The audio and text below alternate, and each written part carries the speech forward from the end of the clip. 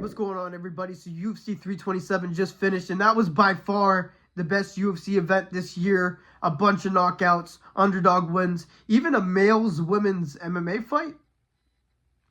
You're going to have to see what I'm talking about. So what I'm going to be doing is reacting to the full card and giving my breakdown to it. Alright, so this is going to be a channel first. I'm going to be starting with the prelims, the end of the prelims, since this was a very stacked card. Hey, wait, before you skip to the main event, get fucked, pussy. I made you stay for extra watch time. Now you can skip if you really want to. Anyways, Kevin Holland versus Randy Brown. Now, this was a very good fight. Kevin Holland kind of bullied the crap out of him first, but it was a very high-paced first round. Randy Brown landed some really heavy shots in the first round, but Kevin Holland was just destroying Randy Brown's legs with low kicks, and it really affected Randy Brown's mobility immediately. And in round two, Kevin Holland took down Randy Brown, and he was able to land a nasty up kick on Kevin Holland's face. And for a split second, I thought Kevin Holland was out cold. And, yeah, round three, Randy Brown was just absolutely exhausted because in round two, Kevin Holland caught him in a darce, and somehow Randy Brown was able to survive it despite it seeming to be completely locked in.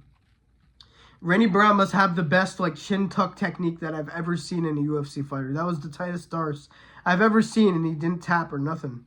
So, God, I hope the upload speed in this video isn't bad because I'm talking about the prelim fights, but what a great performance by Kevin Holland. Last fight on the prelims was Aaron Pico versus Patricio Pitbull. Now, the MMA community tried to gaslight me into picking Patricio Pitbull here. They were saying on commentary, oh, Aaron Pico's going to have to worry about the counter shots of Patricio Pitbull.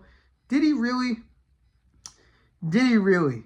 Because, listen, I don't know what Patricio Pitbull's game plan was here. He was trying to outstrike Aaron Pico. Round one, he was doing decent, landing low kicks and everything. But as soon as Aaron Pico got the boxing going, he is a very entertaining fighter to watch. I love fighters that have a boxing base. He rips into the body shot with the left hand. He was landing the straight right. He landed a nasty uppercut on Patricio Pitbull. And Patricio Pitbull has a really good chin, but he didn't shoot for takedowns or anything. How did you expect this guy to win? For the people that pick Patricio Pitbull, he doesn't shoot takedowns. He sits in front of you and takes damage like a good boy. And if you don't, the only way you lose to Patricio Pitbull is if you're like Danny Ige and you're being timid and not throwing. But Aaron Pico was with a dominant performance here. He proves that he's a level above Patricio Pitbull, a couple if even. And Pico looked way more patient. He was on his jab. He was working combinations cleanly. He wasn't artard swinging. There were a couple times where he rocked Patricio Pitbull and decided to go for a takedown. That never makes sense to me. But yeah, I kind of wanted the knockout reaction. Thanks, Pico. That would help out the video, but whatever. What a great performance by Pico. Now let's talk about the retirement fight of Cub Swanson versus Nate Landwehr. Now, you don't let Cub Swanson go into flow state, man. I'm actually going to miss Cub Swanson because he's a fighter that actually prioritizes violence. He has a very nasty, reflex-driven style with nasty boxing, nasty striking. And he can fight forever with these type of Nate Landwehr fighters. He will keep slamming them out, but I know he's becoming a coach right now. Nate Landwehr literally did nothing in this fight. I think he went for a couple low kicks, just got backed up and got the shit kicked out of him the entire fight, and then eventually got finished. Oi! Wave dip. You don't let Cub Swanson go into flow state, baby. Man, it's a shame. Somebody that prioritizes violence is getting retired, man. That's a shame, bro. What a great win by Cub Swanson. Easy work. He's going to be a hell of a striking coach. I'm going to tell you that right now. I don't know if they're going to... Is he going to tell guys, just put your hands down and just bob and weave and throw shots? Is that what he's going to teach people? Because that's a pretty interesting strategy, but he was able to do it. Kind of, sort of. Kind of rocky career, but he was always entertaining. Shout out to Cub Swanson. Now let's talk about Dominic Reyes versus Johnny Walker. What in the women's MMA was that? Fainting at range for 3 fucking rounds with some low kicks and failed spinning back kicks on both sides, some kicks thrown by Dominic Reyes. I think that Reyes edged it out. I didn't even see who won because I don't care.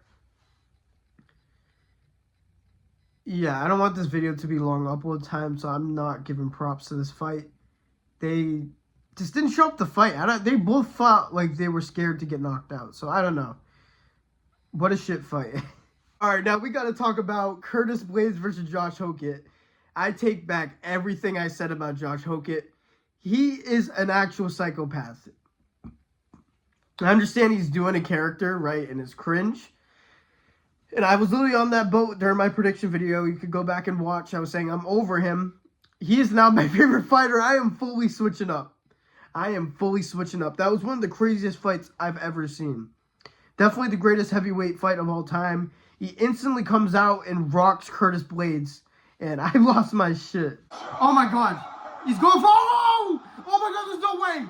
There's no way. There's no way. There was a couple times where Curtis Blaydes hurt Josh Hokett back, and he would just wobble back, and he would just spam emote. Oh, hopefully YouTube doesn't mind that. He would just spam in the emote, just flipping off Curtis Blaydes the entire time. Just spamming emotes. It was the funniest thing. He got rocked, and he just kept walking forward. He was able to stuff Curtis Blaydes' takedowns, which is a major thing if he's going to be good in the division. He has fast hands, too. If he's out here stuffing people's takedowns and has fast hands, listen, I don't know how far he's going to go in this division, but I'm very excited for his next fight. Get this man on the White House as the late replacement right now. Maybe he can't because of the damage, but holy shit, that was one of the greatest fights I've ever seen. I'm now a Josh Hokett fan. Azamat Murzakanov versus Paul Costa. Now, my picks have been on. Sounds like a couple, you know what I'm saying? But we can forget about that.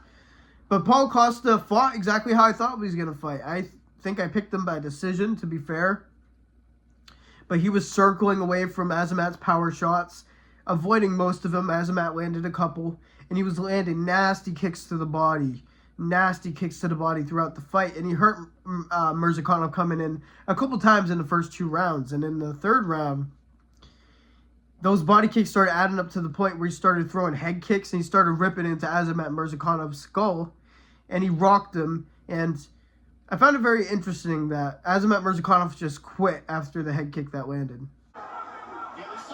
Oh! Oh, he's quit! He quit! Nah, that's crazy work. That's crazy. That was a nasty head kick, but he was like, nope, I'm done. That's crazy, bro. That was a great performance by Paul Costa. It looked like he gassed out in round 2, which made me a little bit nervous. His feet slowed down for a little bit, and he was getting closer to getting caught. He even mixed in some grappling and ground and pound in this fight. So Paul Costa, light heavyweight, may be a new mythical fighter, because he's right into the rankings, and he's big for the weight class still. He's no longer killing himself for the weight cut. So I'm very excited for the next Paul Costa fight. He's one of the funniest UFC fighters, and he's very entertaining. On the mic, in the octagon, everything. Alright, now for the main event. This card was ridiculous, man. Oh my goodness. So Carlos Ulberg versus Jiri Prochazka. I feel so bad for Jiri, man. But that was the most devastating check left hook I might have ever seen.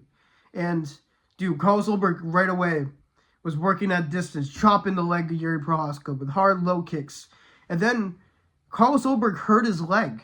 He, like, tore something in his leg early in the 1st round. And Jiri was doing this whole thing where he was almost sympathetic for him. He was like, stand here with me then. If you're injured, just stand here with me. And he kept kicking the leg, and Carlos Ulberg kept falling over, and everybody thought it was over. And as soon as Jiri got overeager, he got clipped with a check left hook and knocked out in round 1. Oh! Oh my god! Oh my god! Oh my god! Oh shit!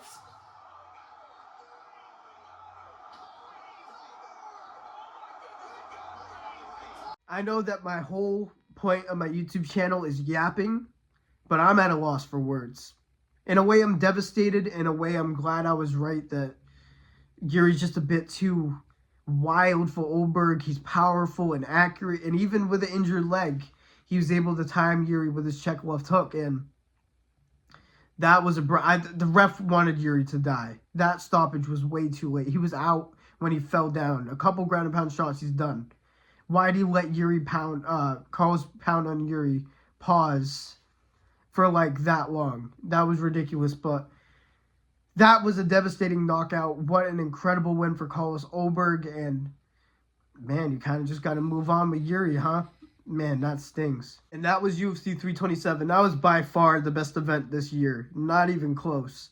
The Johnny Walker versus Dominic Reyes fight was a women's MMA fight, basically. But besides that, this card was absolutely action-packed.